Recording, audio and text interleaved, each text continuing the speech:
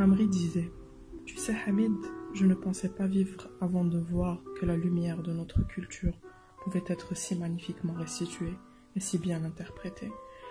Tu lui as donné la place qui lui revient de droit, et là-haut au ciel, je sens que nos ancêtres jettent sur toi des bénédictions sous forme de poussière d'étoiles. » J'écris ce modeste hommage, le visage inondé de cette pluie douce et amère, nous pleurons la mort d'un homme érigé au panthéon de la mémoire collective. Nous pleurons l'homme, l'humain qui a fait de sa cause culturelle un moyen de rassembler. Et dire tu fais partie de nous. Tu m'évoques la grand-mère, la mère que tu as tant chantée. Tu m'évoques l'exil, la montagne, la nostalgie. Ta bouille souriante et sage ne t'a jamais quitté. Sans le vouloir et par la force de ton talent, tu es devenu de facto l'un des ambassadeurs mondiaux de la chanson kabyle. Des mots sur une feuille blanche ne suffiraient pas à te résumer. Je ne pleure pas uniquement l'artiste. Je pleure aussi cette culture qui se retrouve encore une fois orpheline par tant de pertes. Matob, Azem, Izri et tant d'autres.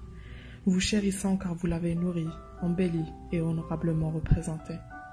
Nous avons été bercés par Vevey Nouva qui évoque les veillées dans les villages perchés au haut de ces montagnes fières, ainsi que la transmission orale des contes et enseignements traditionnels. Le refrain de la chanson est une allusion à un conte. Riva, une jeune fille sauvant son père prisonnier d'une forêt peuplée d'ogres et de fauves. Vevey Nouva, ce tube intergénérationnel, venant en illustration parfaite de ces récits traditionnels transmis oralement. Nous avons vibré avec Vren Waresh, nous avons pleuré avec Lettre à ma fille, récit pudique et émouvant d'un père aimant éperdument sa fille. Tu as chanté la maison bleue, adossée à la colline, cette maison que nous connaissons tous, cette maison berbère qui élève des enfants fous de rêve, où l'on n'y frappe pas, car ceux qui vivent là ont jeté la clé. Idir ou Yidir prénom donné jadis afin que le nourrissant puisse vivre, tu vas vivre à jamais dans nos cœurs.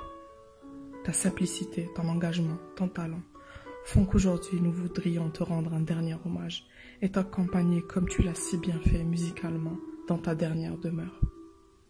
Car quand le cœur parle, c'est l'âme qui écoute. Ciao l'artiste.